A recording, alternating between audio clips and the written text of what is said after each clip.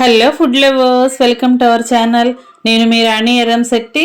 Friends, దోసకాయ curry చేస్తున్నామంటే ఇంట్లో పిల్లలు అస్సలు తినము అని మారం చేస్తూ ఉంటారు. అలాంటి వారి కోసం నేను చూపించిన ప్రాసెస్లో దోసకాయ కర్రీ వండి చూడండి, వారికి పెట్టి చూడండి.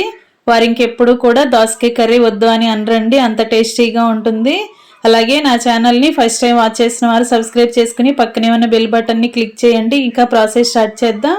పావు కేజీ దోసకాయలు తీసుకుని పైన స్కిన్ తీసేసి ఇలా శుభ్రంగా కడుక్కున్న తర్వాత కట్ చేసి పెట్టుకోండి. అలాగే బంగాళదుంపను తీసుకోండి. 2 బంగాళదుంపల్ని పైపీలు తీసేసుకుని కట్ చేసుకోండి. అలాగే ఉల్లిపాయ పచ్చిమిర్చి కూడా కట్ చేసి పెట్టుకోండి. ఎక్కువ కుకింగ్ స్టార్ట్ చేద్దాం.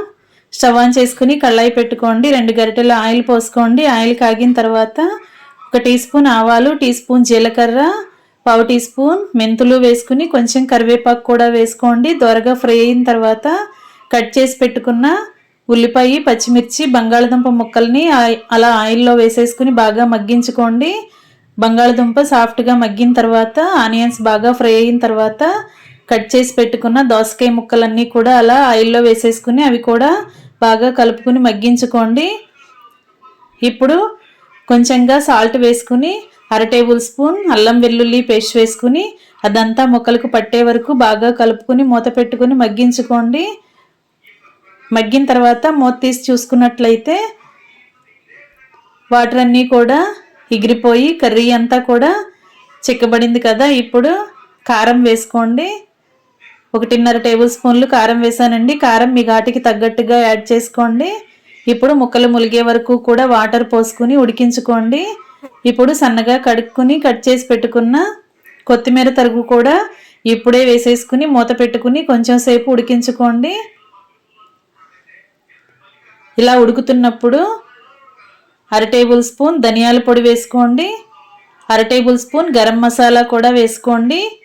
పావు టేబుల్ స్పూన్ మెంతి పొడి వేసుకోండి. మెంతులను ఫ్రై చేసుకుని డ్రై రోస్ట్ చేసుకుని గ్రైండ్ చేసుకున్న పొడి అండి అది.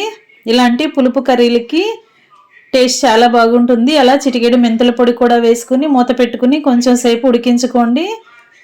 ఇంకా వాటర్ అన్నీ కూడా ఎగిరిపోయి కర్రీ అంతా చిక్కబడిన తర్వాత స్టవ్ ఆఫ్ చేసుకుని సర్వింగ్ బౌల్లోకి తీసుకుని సర్వ్ చేసుకోవటమే. ఎంతో టేస్టీగా ఉండే దోసకాయ బంగాళదుంప మసాలా కర్రీ రెడీ అయిపోయిందండి. నేను చూపించిన ప్రాసెస్లో మీరు ఇంట్లో ఒకసారి కుక్ చేసి మీ పిల్లలకు పెట్టి చూడండి. చాలా టేస్టీగా ఇష్టంగా తింటారండి. Thanks for watching. నేను మీ రాణి ఎర్రంశెట్టి.